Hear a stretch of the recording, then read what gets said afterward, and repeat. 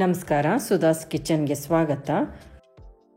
ಇವಾಗ ನಾವು ಪೇಪರ್ ಅವಲಕ್ಕಿ ಒಗ್ಗರಣೆ, ನಾನಿಲ್ಲಿ ವಿಶೇಷವಾದ ಒಂದು ಮಸಾಲೆ ಬಳಸಿ ಪೇಪರ್ ಅವಲಕ್ಕಿ ಒಗ್ಗರಣೆ ಹಾಕ್ತಾ ಇದ್ದೀನಿ. ನಾನಿಲ್ಲಿ 2 ರಿಂದ 3 ತಾಸು ಅವಲಕ್ಕಿನ ಬಿಸಿಲಲ್ಲಿ ಒಣಗಿಸ್ಕೊಂಡಿದ್ದೀನಿ.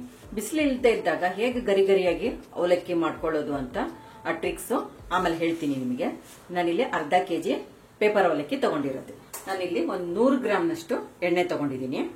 ಎಣ್ಣೆ ಚೆನ್ನಾಗಿ ಕಾಯ್ಲಿ. ಎಣ್ಣೆ ಕಾಯ್ದಿದೆ. ನಾನಿಲ್ಲಿ 100 ಗ್ರಾಮ್ನಷ್ಟು ಶೇಂಗಾ ಬೀಜ ತಗೊಂಡಿದ್ದೀನಿ. ನೀವು ಶೇಂಗಾ ಬೀಜ ಎಷ್ಟಾದ್ರೂ ಹಾಕೋಬಹುದು. ಮೀಡಿಯಂ ಫ್ಲೇಮಲ್ಲಿ ಚೆನ್ನಾಗಿ ಫ್ರೈ ಮಾಡ್ಕೊಳ್ಳೋಣ. ಶೇಂಗಾ ಬೀಜ ಎಲ್ಲ ಕೆಂಪಗೆ ಹುರ್ಕೊಂಡಿರೋದು ತೆಕ್ಕೊಳ್ಳೋಣ. ಕರ್ದಿರೋ ಶೇಂಗಾ ಅವಲಕ್ಕಿ ಮೇಲೆ ಹಾಕೊಂಡ್ಬಿಡೋಣ. ಹುರ್ಗಡ್ಲೆ ಇದು ಒಂದು 100 ಗ್ರಾಮ್ ತಗೊಂಡಿರೋದು. ಹುರ್ಗಡ್ಲೆ ಎಲ್ಲ ಫ್ರೈ ಆಗಿದೆ, ತಕ್ಕೊಳ್ಳೋಣ. ಹುರ್ಕೊಂಡಿರೋ ಹುರ್ಗಡ್ಲೆನ ಅವಲಕ್ಕಿಗೆ ಸೇರಿಸ್ಕೊಳ್ಳೋಣ.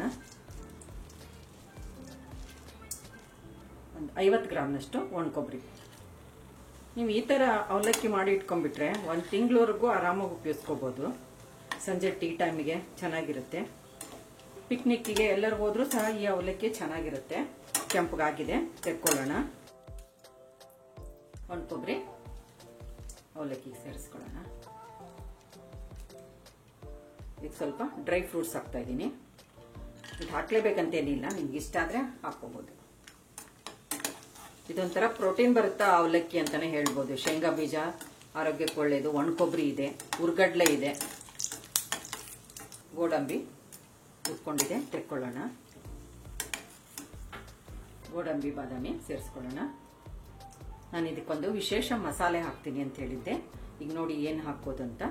ಧನಿಯಾ 1 ಟೀ ಸ್ಪೂನ್ ಅಷ್ಟು, ಸೋಪಿನ ಕಾಳು ಬಡೆ ಸೊಪ್ಪು ಅರ್ಧ ಟೀ ಸ್ಪೂನ್ ಅಷ್ಟು, ಜೀರಿಗೆ 1/4 ಟೀ ಸ್ಪೂನ್ ಅಷ್ಟು, 3 ತರಿತರಿಯಾಗಿ ಪುಡಿ ಮಾಡ್ಕೊಳ್ಳೋಣ.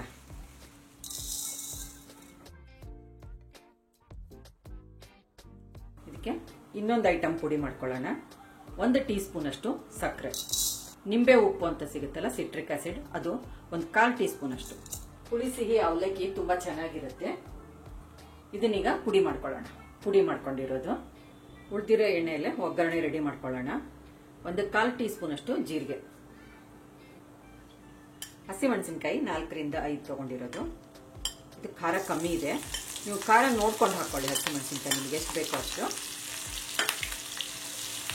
ಹಸಿಮೆಣಸಿನಕಾಯಿ ಗರಿ ಗರಿ ಆಗೋವರೆಗೂ ಫ್ರೈ ಮಾಡ್ಕೊಳ್ಳೋಣ.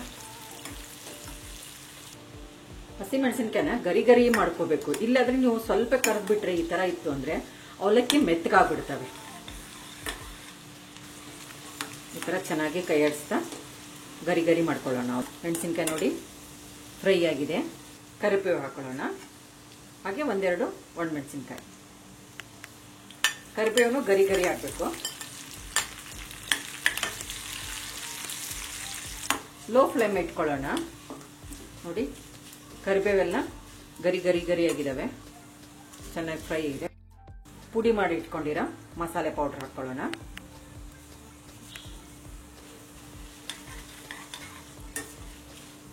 ಗ್ಯಾಸ್ ಆಫ್ ಮಾಡ್ಕೊಳ್ಳೋಣ. ಉಪ್ಪು ಹಾಕೊಳ್ಳೋಣ ರುಚಿಗೆ ತಕ್ಕಷ್ಟು. ಪುಡಿ ಉಪ್ಪು ಹಾಕ್ತಾ ಇದ್ದೀನಿ.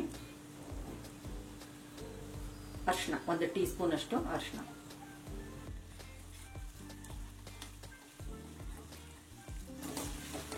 ಸ್ವಲ್ಪ ತಣ್ಣಗಾಗ್ಲಿದ್ದು ಮಸಾಲೆ ಹಾಕೊಳ್ಳೋಣ. ಮಿಕ್ಸ್ ಮಾಡ್ಕೊಳ್ಳೋಣ.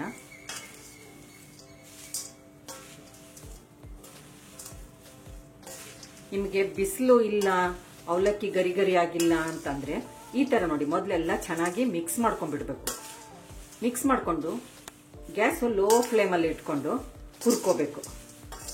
ಒಂದು 7-8 ನಿಮಿಷ ನೀವು ಫ್ರೈ ಮಾಡ್ಕೊಂಡ್ರೆ ಅವಲಕ್ಕಿ ಎಲ್ಲ ಚೆನ್ನಾಗಿ ಗರಿ ಗರಿ ಆಗುತ್ತವೆ. ಬಿಸಿಲಲ್ಲಿ ಇಡ್ಬೇಕನ್ನೋ ಅವಶ್ಯಕತೆನೂ ಇಲ್ಲ, ಹೀಗೆ ಗರಿ ಗರಿ ಆಗಿಬಿಡ್ತವೆ. ಇದನ್ನ ಚೆನ್ನಾಗಿ ಮಿಕ್ಸ್ ಮಾಡ್ಕೊಳ್ಳೋಣ. ಅವಲಕ್ಕಿ ಮಸಾಲೆ ಎಲ್ಲ ಚೆನ್ನಾಗಿ ಮಿಕ್ಸ್ ಆಗಿದೆ. ನಾನು ಈ ತರ ಕೈಯಲ್ಲೇನೆ ಚೆನ್ನಾಗಿ ಮಿಕ್ಸ್ ಮಾಡ್ಕೊಂಡಿರೋದು. ಕೈಯಲ್ಲಿ ಮಾಡಿದ್ರೆ ಚೆನ್ನಾಗಿ ಮಿಕ್ಸ್ ಆಗುತ್ತೆ. ಈಗ ಸಕ್ಕರೆ ಪುಡಿ ನಿಂಬೆ ಉಪ್ಪು ಹಾಕೊಳ್ಳೋಣ. ಇನ್ನೊಂದ್ಸಲ ಚೆನ್ನಾಗಿ ಮಿಕ್ಸ್ ಮಾಡ್ಕೊಂಡ್ಬಿಡೋಣ. ಪೇಪರ್ ಅವಲಕ್ಕಿ ಚೂಡ ರೆಡಿಯಾಗಿದೆ. ನಮ್ಮ ಚಾನಲ್ಗೆ ಸಬ್ಸ್ಕ್ರೈಬ್ ಮಾಡಿ, ಬೆಲ್ ಐಕಾನ್ ಒತ್ತಿ ಹಾಗೂ ವಿಡಿಯೋಸ್ನ ಲೈಕ್, ಶೇರ್ ಮತ್ತು ಕಾಮೆಂಟ್ ಮಾಡಿ.